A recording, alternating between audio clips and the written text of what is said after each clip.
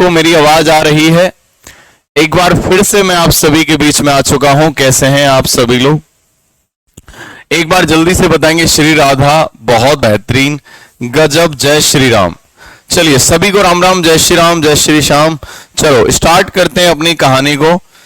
हाँ भाई, मुरादाबाद की धरती से सलाम। ओके भाई, चलिए भाई, कितने दिन में सिलेबस खत्म हो जाएगा? बताओ कब खत्म करना? आज खत्म कर दो? सिलेबस खत्म, सिलेबस सिलेबस सिलेबस खत्म, ठीक है। चलो भाई साहब, जिस जिनको सिलेबस खत्म करना है वो खत्म हो गया। अब आराम से सो जाओ तुम, क्योंकि तुम्हें तो सिलेबस खत्म करने से मतलब है। ये तो हाई स्कूल के पेपर चल रहे हैं, है ना, या फिर 9th क्लास की क्लास कंप्लीट कर रहे हैं, या फिर आप 12th के लिए पढ़ रहे हैं। सिलेबस खत्म करो, हो गया सर। अब आप बावले हो, सिलेबस खत्म करने से सिलेक्शन नहीं होता। सिलेक्शन होता है प्रैक्टिस करने से, सिलेक्शन होता है अच्छे क्वेश्चंस करने से, रिवीजन करने से। आपकी एक बात समझ में क्यों नहीं आती? आप बार बार एक ही चीज करते हो, सिलेबस खत्म। अरे खत्म हो गए, तुम कोई ऐसा थोड़ी है कि तुमने कोई पहाड़ खत्म कर लिया। यहां कंपटीशन का कभी सिलेबस खत्म नहीं होता, तब तक नहीं होता जब तक सिलेक्शन नहीं हो जाए। आज तक आप एकेडमिक में पढ़ते आए होंगे कि भैया ठीक है 9th का सिलेबस इतना है, खत्म हो गया, पेपर दे आए, राम राम। नहीं, यहां भाई साहब बार बार वही पढ़ना पड़ेगा, बार बार वही पढ़ना पड़ेगा, बार बार वही पढ़ना पड़ेगा, जब तक कि आपका चयन नहीं हो जाता। यही तो इसकी खासियत है। ये ऐसा प्रेम है कि एक बार अगर जिसने कर लिया ना, ये उससे बेवफाई नहीं देता जब तक कि रिजल्ट नहीं दे देता। ये उसकी तरह नहीं है कि पापा नहीं मानेंगे, समझ रहे हो? ये वो है कि बार बार प्रेम करना पड़ेगा, बार बार इससे मुलाकात करने आना पड़ेगा, और ये कभी मना नहीं करेगा कि मेरे पास मत आओ, पापा नहीं मारेंगे। आप इससे आती हो सकते हैं, आप इससे परेशान हो सकते हैं, लेकिन ये परेशान कभी नहीं होगा कि मेरे पास मेरे पास मत आओ, मैं तुम्हें बर्बाद कर दूंगी। है, ये कहेगा तुम आओ मेरे पास, मैं तुम्हें गले लगाना चाहती हूं। अब लगो तो सही गले। अगर इसके गले जो लग जाएगा ना, ये तब तक तुम्हें नहीं छोड़ेगी, तब तक तुम्हें नहीं छोड़ेगी जब तक कोई रिजल्ट नहीं मिल जाएगा, जब तक कि तुम्हारा सिलेक्शन नहीं हो जाएगा। बस अच्छे अच्छे गले नहीं लग पाते हैं। जो इसके गले लग जाता है वो इसी का होके रह जाता है, बस। समझ रहे हो ना? तो इस चीज को ध्यान रखो। आपसे जो दिमाग में चीजें चलती हैं बार बार, सिलेबस सिलेबस सिलेबस सिलेबस, इस सिलेबस को दिमाग से हटा के ये करो कि मैंने जो अब तक पढ़ा है उसमें से क्या कोई एक ऐसा सवाल है जो मुझसे नहीं हो रहा। आप सिलेबस खत्म कर लो। आपने खत्म कर लिया सब कुछ, पेपर देने बैठे, 4 सवाल हो नहीं रहे तुमसे, क्या करोगे? रीजनिंग कंप्लीट कर ली सर, कर ली। सवाल जब आते हैं तो पता चला सवाल नहीं हो रहा। जी एस सर कंप्लीट हो गई। अब कंप्लीट तुम्हारे मन से थोड़ी होगी, एग्जाम के मन से होगी। एग्जाम की बातों को सुना करो, इस चीज को समझो। जो बच्चे इस चीज को समझ लेते हैं वो सब कुछ समझ लेते हैं, ठीक है? आ जाओ, चलिए तो भाई। हाँ, आग लगा देंगे सर सवाल में। सवाल में आग मत लगाओ, अपने दिल में लगाओ। दिल में है आग लगी है, दिल में। चलिए भाई, सभी बच्चे बताएंगे। पहाड़ भी खत्म होता है सर जी, बिहार मांझी जैसे लोगों के। हाँ बिल्कुल बिल्कुल। चलिए भाई, चलिए तो स्टार्ट करते हैं। सिलेबस अभी नहीं होगा, और ये तब तक नहीं होगा जब तक कि तुम चैन नहीं ले लोगे। चैन, ठीक है? ओके, बढ़ेंगे आगे की तरफ और आगे चलते हैं। आज जो हम कराने वाले हैं वो कराने वाले हैं इंस्टॉलमेंट। क्या कराने वाले हैं? इंस्टॉलमेंट कराने वाले हैं। क्या कराने वाले हैं? इंस्टॉलमेंट। इंस्टॉलमेंट के सवाल कराने वाले हैं। किसके सवाल कराने वाले हैं मेरे भाई? ये आपके इंस्टॉलमेंट के सवाल कराने हैं। इंस्टॉलमेंट के, किसके? इंस्टॉलमेंट के सवाल कराने हैं। इंस्टॉलमेंट के सवाल कराने हैं। इंस्टॉलमेंट, इंस्टॉलमेंट क्या होता है? किस्त। किस्त के सवाल कराने हैं, किस्त के। हाँ जी, किस्त के आपको सवाल कराने हैं, किस्त। अब दोस्त ये किस्त के सवाल कैसे होते हैं ये आप देखेंगे। कैसे होते हैं ये आप देखेंगे। मेरे बच्चे अगर किस्त के सवाल की बात करें तो आप ध्यान से समझेंगे और ध्यान से देखेंगे। चलिए भाई, आप कहेंगे सर इंस्टॉलमेंट यानी किस्त है जो, इसके सवाल कैसे कर पाएंगे, कैसे हो पाएंगे, ये ध्यान से समझो। मैं अगर बात करूं या इंस्टॉलमेंट के सवाल, इंस्टॉलमेंट 2 तरह से पूछी जाती है। एक आपकी किस्त होती है मेरे बच्चे साधारण ब्याज पर। जैसे आप कहीं सामान लेने जाते हो ना, जैसे कि आप लेने गए कार, अब कार लेने गए, कार आपके मन में आ गया कि कार लेनी है। कार अगर कैश में लेते हैं तो आपकी कार जो है कितने की है? 100,000 नहीं है, ये 1000 की है। एक आपकी 10 लाख की कार है। कितनी कार है? 10 लाख। बोलो हाँ है ना? 10 लाख की कार है, 1000 की कार है। 10 लाख की कार है, अगर आप इसे कैश में लेते हैं तो वो कहता भैया 10 लाख की पड़ेगी आपको प्रॉपर। लेकिन आपने कहा कि मैं मंथली कुछ पे करूं तो उसके हिसाब से कैसे लगेगा? अब वो कहेंगे कि एक काम करो, एक फिक्स डाउन पेमेंट दे दो, एक डाउन पेमेंट दे दो और फिर हम आपको ब्याज लगाकर आपकी किस्त बांध देते हैं। हर महीने की फिक्स किस्त बांध देते हैं या हर साल की फिक्स किस्त बांध देते हैं। अब ये किस्त बांधेगा तो इसे कुछ फायदा चाहिएगा, तो फायदा जो लेगा ये ब्याज के रूप में लेगा। किसके रूप में लेगा? इंटरेस्ट के रूप में लेगा। इंटरेस्ट यानी ब्याज के रूप में लेगा। अब ये दो तरह से ब्याज लगा सकता है, एक तो साधारण ब्याज लगा सकता है और एक चक्रवृद्धि ब्याज लगा सकता है। एक साधारण ब्याज लगा सकता है इस पर और एक चक्रवृद्धि ब्याज लगा सकता है। तो मैं कुछ ज्यादा आपको टेक्निकल चीज न बताते हुए सीधे सीधे क्वेश्चन पे आ जाता हूं, जिससे कि क्वेश्चन बता देता हूं और क्वेश्चन का सॉल्यूशन, क्योंकि मैं अगर पूरी थ्योरी पढ़ाऊंगा तो तुम्हारा मन में चक्कर उड़ जाएंगे। सीधे सवाल को कैसे करेंगे ये देखो सर, इंटरेस्ट के रूप में। हाँ, अब अगर मेरे बच्चे किस्त, दो तरह के सवाल बनते हैं। अगर ब्याज लग रही है चक्रवृद्धि तो अलग तरह का बनेगा और ब्याज लग रही है साधारण तो अलग तरह का बनेगा। ये दो तरह के सवाल आपके बनेंगे। आप एक चीज ध्यान रखेंगे, पहले मैं आपको समझाता हूं कि अगर ब्याज आपकी चक्रवृद्धि लगेगी तो कैसे करेंगे। बस केवल एक चीज ध्यान रखो कि मेरे भाई मैंने एक चीज बताई थी कि रेट ऑफ इंटरेस्ट अगर 20% है, कितना है? 20%, तो 20% की फ्रैक्शन वैल्यू क्या होगी? 1/5। यानी आप कहेंगे एक साल में पैसा 5 से कितना हो जाएगा? एक साल में पैसा 5 से 6 हो जाएगा। अब यही पैसा 2 साल में कितना हो जाएगा? तो तुम कहेंगे 5 की पावर 2 और 6 की पावर 2, 2 साल में इतना हो जाएगा। 3 साल में कितना हो जाएगा पैसा? 5 की पावर 3 और 6 की पावर 3। ये सब सीआई में बताया था। यानी जितने साल की बात करी है उतनी ही पावर लगा दो तो ये प्रिंसिपल और अमाउंट का रेशियो आ जाएगा। बोलो हाँ है ना? सारे बच्चे बताएंगे यस और नो। यहां तक कोई दिक्कत तो नहीं है? यहां तक कोई परेशानी तो नहीं है? नहीं है सर। अगर नहीं है तो एक चीज आप ध्यान रखिएगा, अब इन सवालों को कैसे करेंगे जो आपके एग्जाम में आए हैं और आएंगे। सवालों को कैसे करेंगे?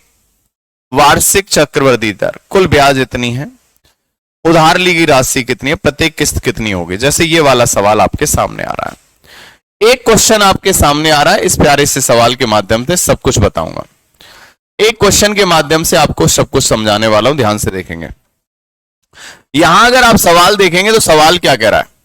2550 रुपए का ऋण 2 समान अर्धवार्षिक किस्तों में वापस किया जाना है। यदि ब्याज अर्धवार्षिक रूप से 8% है तो भैया मुझे बताओ प्रत्येक किस्त कितनी है? अर्धवार्षिक रूप से 8% प्रति वर्ष है। ब्याज की दर क्या है पहले बताओ? ब्याज की दर है 8% प्रति वर्ष है। अब दोस्त 8% प्रति वर्ष है, इसका मतलब मेरे भाई आपको पता है कि 8% सालाना है। क्या है? एनुअल 8% है, सालाना 8% है। अगर मेरे भाई एनुअल 8% है तो मुझे एक चीज पता है। सर क्या पता है? अब अगर ये एनुअल 8% है तो साल की ब्याज 8% है तो 6 महीने की कितनी हो जाएगी? हाफ ईयरली कितनी हो जाएगी? 6 महीने की कितनी हो जाएगी? 8% बटे क्या कर दूंगा? 2, यानी कितनी हो जाएगी? 4%। कितना हो जाएगी दोस्तों? 4% हो जाएगी। 4% छमाही हो जाएगी। और 4% की फ्रैक्शन क्या होती है? 4% की फ्रैक्शन होती है 1/25। कितना होती है? 1/25। यानी कि अगर 25 रुपए पर 1 रुपए ब्याज मिलेगा, 25 पर 1 रुपया, और 25 पर 1 रुपए ब्याज मिलेगा तो 25 से कितना हो जाएगा? 26 हो जाएगा। 25 से कितना हो जाएगा साहब? 26 हो जाएगा एक साल में। अब एक साल में 25 से 26 हो जाएगा। यानी कि सपोज ऐसे समझो, जैसे कि आपके थोड़ा सा एग्जाम समझना है। जैसे कि मेरे पास में 5000 रुपए हैं, 5000 रुपए हैं। बोलो हाँ है ना? जी सर 5000 रुपए हैं। अब 5000 रुपए को मैंने इस तरह से तोड़ा। सर कैसे तोड़ा?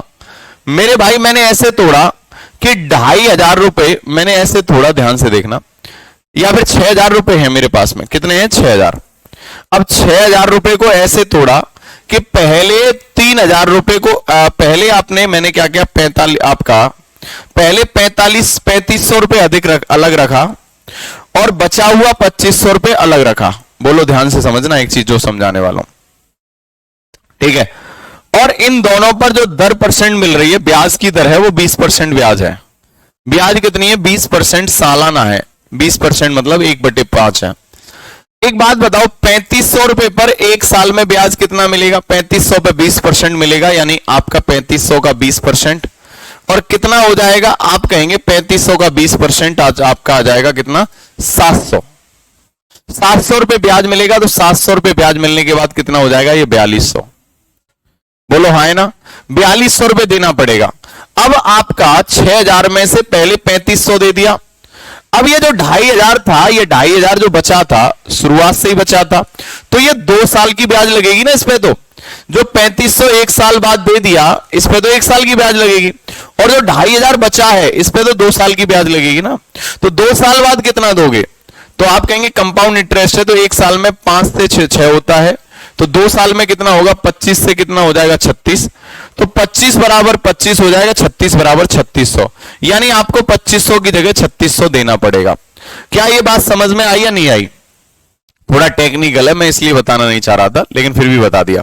जैसे मैंने कहा कि कोई मेरा अमाउंट है, इसमें से कुछ पैसा तो मैंने 1 साल बाद दे दिया, तो उसमें 1 साल की ब्याज लगेगी। और जो बचा पैसा है, बचा वाला पैसा है, वो तो शुरुआत से लेकर 2 साल बाद दूंगा, तो 2 साल तक पे ब्याज लगेगी उस पर। बताओ हाँ है ना? जैसे मैंने कहा मेरे पास 6,000 रुपए थे, अब मैंने उसमें से 3500 निकाल के तो मैंने पहली साल दे दिया, उस पर ब्याज लगा के। अब बचा 2500 रुपए, तो जो 2500 रुपए बचा है वो अगली साल दूंगा, तो 2500 पे 2 साल की ब्याज लगेगी नहीं लगेगी? बोलो हाँ है ना? ये बात समझ रहे हो? बस इतना ही समझा रहा हूं और कुछ नहीं समझा रहा। अगर यही समझा रहा हूं तो आप यही देखेंगे बस। मेरे बच्चे यहां मैंने क्या कहा, 1 साल में कितना होता है?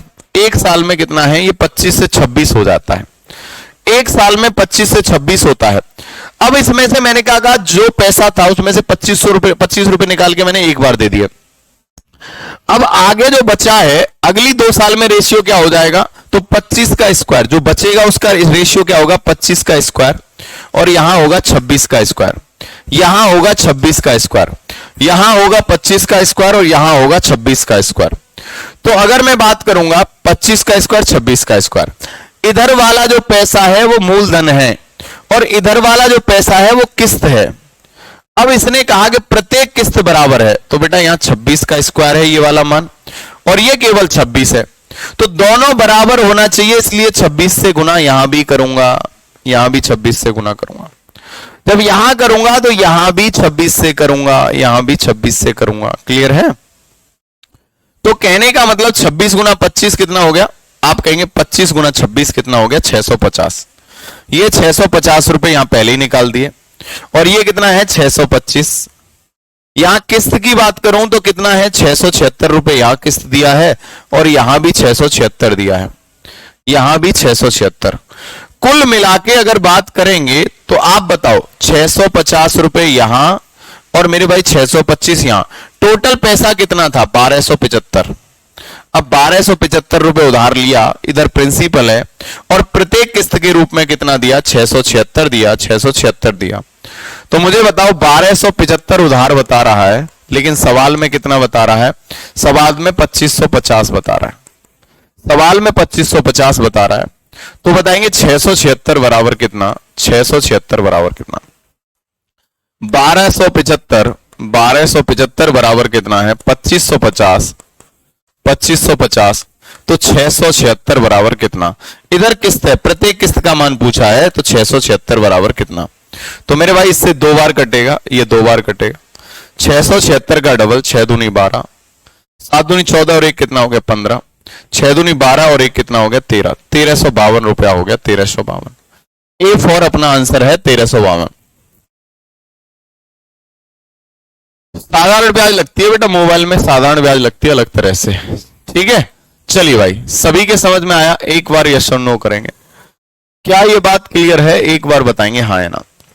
ये समझ में आया नहीं आया? अब देखो एग्जाम में करना है, सीधी सीधी बात ये समझो। अब मैं आपको बताऊं, एक तरह से सीधा दिमाग में रखो, सीधा दिमाग में रखो, सीधा सीधा दिमाग में रखो। देखो रेट परसेंट कितनी है 4%, रेट परसेंट कितनी है 4%, 4% मतलब कितना होगा, रेट परसेंट कितनी है 4%, 4% मतलब 1/25, तो 25 से एक साल में कितना हो गया 26, और 2 साल में 2 साल किस्त चाहिए, यानी 2 किस्त चाहिए, 25 का स्क्वायर 625, 25 का स्क्वायर 625 और 26 का स्क्वायर 676।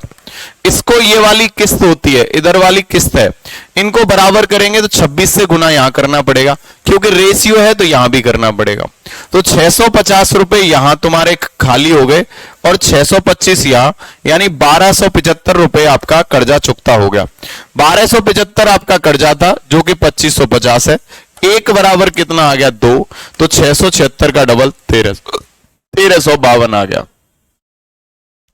1352 आ गया। हाँ भाई बहुत बढ़िया, 1352 आ गया। क्या ये बात क्लियर है, आ गया? चलिए भाई एक दो और सवाल कराऊंगा जिससे कि आपकी सारी चीजें क्लियर हो जाएगी। हाँ भाई जल्दी से बताएंगे, एक दो और बताएंगे, प्रत्येक किस्त का मान क्या होगा एक बार देखेंगे और एक दो सवाल आपको और कराता हूं। चलिए भाई एक और सवाल कराता हूं, ये ध्यान से देखो। नीरज जो पैसो है ये 6800 रुपए उधार लेता है, नीरज 6800 रुपए उधार के रूप में लिए, जिनका ब्याज सहित 2 समान वार्षिक किस्तों में भुगतान किया जाना है, ब्याज सहित 2 समान वार्षिक किस्तों में भुगतान किया जाना है, और यदि वार्षिक रूप से संयोजित ब्याज की दर 12.5% है, कितना है 12.5%, इसे ऐसे लिख देता हूं 12 सही 1/2%, अगर ये 12.5% है, कितना है 12.5%, प्रत्येक किस्त का मान बताइए, प्रत्येक किस्त का मान बताओ, प्रत्येक किस्त का मान बताएंगे कितना होगा।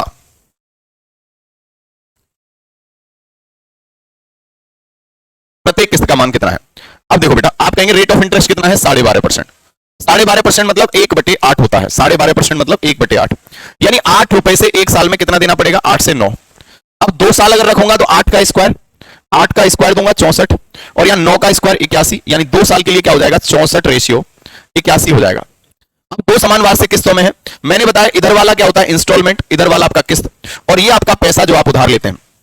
प्रत्येक किस्त बराबर है इसलिए हमने 9 से गुना और कर दिया, यहां 9 से करेंगे तो यहां भी करना पड़ेगा, 9 8 72, तो 72 रुपए यहां चुकाए गए हैं, 64 यहां चुकाए, टोटल कितने चुकाए 4 और 2 6।